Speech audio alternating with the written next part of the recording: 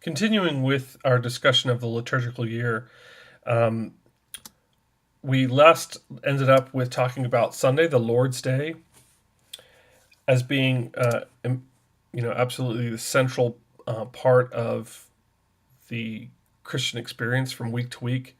Now I want to talk about the various seasons. So the shortest of them all is the most important season, and it's called the Triduum, which is a Latin word which means 3 days. This Triduum, or these 3 days, are counted as such: Holy Thursday uh, in the evening, Good Friday, Holy Saturday with the Great Vigil, and Easter Sunday. And it looks like 4 days, but if you recall, the Catholic Church counts its days from sunset to sunset. So it's the evening Mass of the Lord's Supper on Holy Thursday.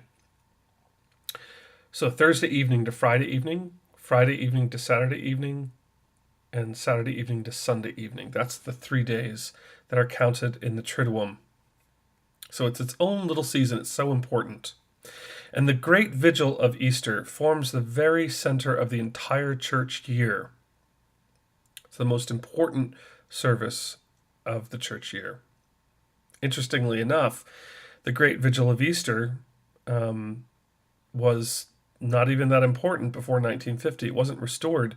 So for probably about 800 to 1,000 years, the great vigil of Easter was not a very important ceremony, even though it today is recognized as the most important ceremony of the church year. So, the most important season or the next most important season of the church's year is the season of Easter. And it begins on Easter Sunday. So the Triduum and Easter season kind of overlap. It's 50 days from Easter Sunday to Pentecost. And it's from Easter Sunday to Ascension Thursday is 40 days. And as you might be familiar with in the Hebrew understanding of numerology, the number 40 is very important. 40 days and 40 nights, it rained with Noah's Ark. It was flooded for 40 days and 40 nights. Moses went upon the Mount Sinai for 40 days and 40 nights to receive the law. So 40 is an important number. So 40 days from Easter Sunday to Ascension Thursday, and then 10 days from Ascension Thursday until the Pentecost, which is a total of 50 days from Easter Sunday to Pentecost. Easter Sunday, of course, is so important. It's the most important Sunday of the year, most important day of the year, the day of the resurrection of Jesus. And so that day is so important that the church celebrates that particular day for 8 days. So I know at Manhattan College we have off on Easter Monday. It's that Monday following Easter. Well, that continues throughout the rest of the week. There's Easter Tuesday, Easter Wednesday, Easter Thursday, Easter Friday, Easter Saturday. So that for 8 days, Easter is supposed to be celebrated. And the color that the priests and the ministers wear during the season of Easter is white or gold. Now, Easter is a very important season, and so it requires a preparatory season. And that season is called Lent. The season of Lent gets its name from the German for spring, which is Lenz in German. So that's kind of important. You might want to remember that for the midterm. So the Lent gets its name from the German word for spring. In Latin, the term for Lent is called quadridecima, which means 40, because Lent lasts for essentially 40 days. It's the preparatory season for Easter. As I mentioned, it is 40 days, and there are many biblical underpinnings for 40 days. But in this term, these 40 days also refer to the 40 days that Jesus himself spent in the desert fasting and praying before his public ministry began. You can read about that in Mark chapter 1, verse 13, or Luke chapter 4, verse 2. Originally, this season was meant primarily for the catechumens. Catechumens are those people who are preparing to receive the Easter sacraments at the great vigil of Easter. They're preparing to be baptized and confirmed and receive Holy Eucharist. Those Easter sacraments, which are given to people who are not Christians, so the catechumens. And eventually, this period of time of reflection for the catechumens got the whole entire church involved. So not just the catechumens, but everyone goes through the season of Lent. And the priest will often wear, and the ministers will wear the color violet. So that's the color of the season of Lent, violet. The next season we're going to talk about is the Nativity of the Lord. It's also known as Christmas. It begins on December 25th, of course. And Christmas season is actually quite short, but there are these various feasts during the season of Christmas. The Sunday after Christmas is called Holy Family. And then after that is the Feast of the Epiphany, which is the revelation, the coming of the Magi, the three kings to the child Jesus. And then, incidentally, January 6th, which is the Feast of the Epiphany, was the original date of Christmas. So if you have Eastern Orthodox friends and they celebrate Christmas in January, that's the reason, because the original date was in January. And then the final feast of the Christmas season is called the Baptism of the Lord. Now, December 25th is important because you remember I talked to you about the idea of syncretism, and that is the amalgamation or attempted amalgamation of various schools of thought or religions. And so December 25th, originally in Imperial Rome, was known as a holiday called the birthday of the unconquered sun, because December 25th was when people first started noticing the days started getting longer. And so it was evidence that the sun was unconquered, right? Because of the winter solstice is on December 25th. December 21st, excuse me, the winter solstice. And the Romans celebrated December 25th as the birthday of the unconquered sun. Now, this date was used by the Christians, first officially appearing in the year 354 AD, just as the Christians were gaining in power in Imperial Rome. They took that pagan holiday, the birthday of the unconquered sun, and made it into something that was Christian. That's essentially what syncretism is. When you can take an element of a local culture and turn it into something different to explain your own faith or your own school of thought. The color of the season is white or gold, similar to Easter. Now, Christmas also has a preparatory season, and that's called Advent. And the word Advent comes from the Latin adventus, and that means arrival. And it's a preparatory season for Christmas, and it is much more exciting than Lent. As you know, leading up to Christmas, everyone gets very excited. So it's this countdown to Christmas Day. There's 4 candles, or some people use Advent calendars, and the 4 candles of the Advent wreath are lit on each Sunday. So there's 4 Sundays of Advent always. And the color is violet. You'll notice that it's the same as Lent. Usually in Advent, the violet tends to be on the bluer hues of that color, whereas in Lent, violet tends to be a bit more purplish. And finally, there's a lot of the church year that's unspoken for, so they call that ordinary time. And there are 2 different periods of ordinary time. There's a period from the end of the Christmas season until the beginning of Lent. That's during the winter. And then the longer period happens during the season of summer and fall.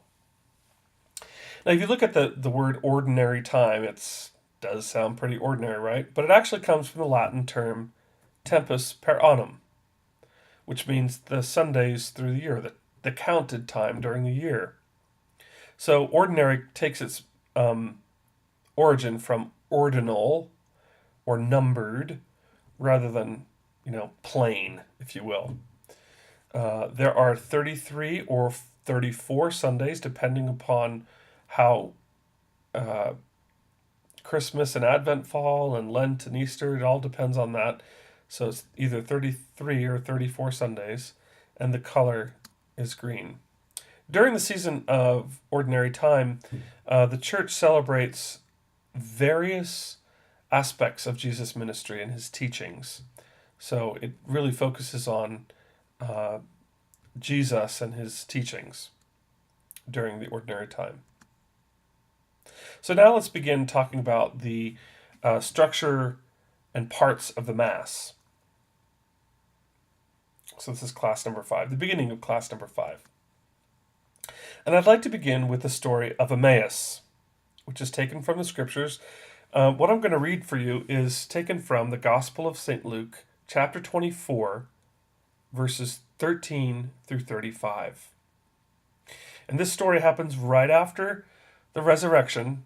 Essentially, it happens on Easter Sunday. And I'm going to read it for you now. So, that very day, the first day of the week, 2 of Jesus' disciples were going to a village 7 miles from Jerusalem called Emmaus. And they were conversing about all the things that had occurred.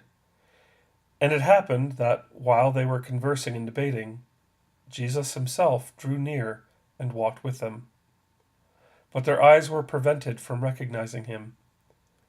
He asked them, "What are you discussing as you walk along?" They stopped, looking downcast. One of them, named Cleopas, said to him in reply, "Are you the only visitor to Jerusalem who does not know of the things that have taken place in these days?" And he replied to them, "What sort of things?" And they said to Jesus, "The things that happened to Jesus the Nazarene, who was a prophet, mighty in deed and word, before God and all the people. How our chief priests and rulers both handed him over to a sentence of death and crucified him. But we were hoping that he would be the one to redeem Israel. And besides all this, it is now the 3rd day since this took place. Some women from our group, however, have astounded us. They were at the tomb early in the morning and did not find his body. They came back and reported that they had indeed seen a vision of angels who announced that he was alive. Then some of those with us went to the tomb and found things just as the women had described, but him they did not see." And Jesus said to them, "Oh, how foolish you are! How slow of heart to believe all that the prophets spoke! Was it not necessary that the Christ should suffer these things and enter into his glory?" Then, beginning with Moses and all the prophets, he interpreted to them what referred to him in all the scriptures. As they approached the village to which he was going, he gave the impression that he was going on farther. But they urged him, "Stay with us, for it is nearly evening and the day is almost over." So he went in to stay with them. And it happened that while he was with them at table, he took bread, said the blessing, broke it, and gave it to them. With that, their eyes were opened, and they recognized him. But he vanished from their sight. Then they said to each other, "Were not our hearts burning within us while he spoke to us on the way and opened the scriptures to us?" So they set out at once and returned to Jerusalem, where they found gathered together the 11 and those with them who were saying, "The Lord has truly been raised and has appeared to Simon." Then the 2 recounted what had taken place on the way, and how he was made known to them in the breaking of the bread. In that story, the story of Emmaus, you can hear the echoes of the structure of the Mass. Think about when Jesus appeared to them and he said, "How slow of heart you are." And then he said to them, he began with Moses and the prophets, and he interpreted to them what referred to him in all the scriptures. So he used the scriptures to explain to them what Moses and the prophets had said. And then when they got to the place where they were going, they broke bread together. And you see in this story those two most important parts of the Mass. The liturgy, which is the work of the people, is the most important part of the Mass. And the Mass takes its name from the final words of the Mass. The deacon says, "Ite missa est." Go, the Mass is ended, or go, you're dismissed. And that's how we get the word for Mass. It's also called the Eucharist, which means Thanksgiving. Or some people will call it the Lord's Supper. Each one of those terms describe essentially the same thing. So where does this Mass come from? Well, part of it comes from the Jewish Seder, the Passover Seder, which is celebrated during the season of the Feast of Passover for the Jews. And the Passover Seder is a ritual meal in which unleavened bread is eaten. And Catholics believe that the Last Supper of Jesus happens during the Seder meal. It's an early version, of course. The Seder meal has changed over the centuries from the time of Jesus unto today. But there are elements that are the same. Unleavened bread, wine, dipping green herbs into the salt water. Those kinds of things, they still exist and existed during Jesus' time as well. The Mass also takes part of its element from the Shabbat welcoming meal that Jews celebrate and have celebrated for years and years and years. Lighting candles, breaking bread, sharing wine. And also, it takes its origin from the synagogue service of readings and chants. If any of you have been to a synagogue, maybe your friend had a bar mitzvah or a bat mitzvah, and you went to the synagogue, the central part of the synagogue is when they open the Ark of the Covenant and take out the scrolls, the Torah, and read from them. That's the main part of the synagogue service, even to today. And so you can see those last three elements are obviously strong Jewish influence in the structure of the Mass. And finally, we would say it's a reenactment of the Lord's Supper, that night before Jesus died, when he took the bread and said, "This is my body," and he took the cup of wine and said, "This is my blood."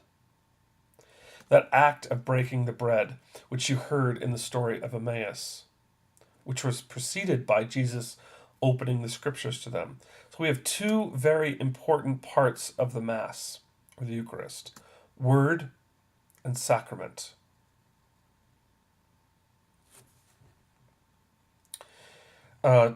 An ancient Christian theologian said, there are readings from the script, as when he described what the service was like, he said, there are readings from the scriptures, the chanting of psalms, and the preaching. And you find this pattern: reading, chant, prayer, with the roles of lector or reader, cantor, and priest, and the books that they use, the lectionary, the cantatorium, and the sacramentary. So word and sacrament. So let's take a look finally at the four parts of the Mass. There's the entrance rite, the liturgy of the Word, the liturgy of the Eucharist, and the concluding rite. The two most important parts of the Mass are the liturgy of the Word and the liturgy of the Eucharist. We'll go into more depth on those for the next class.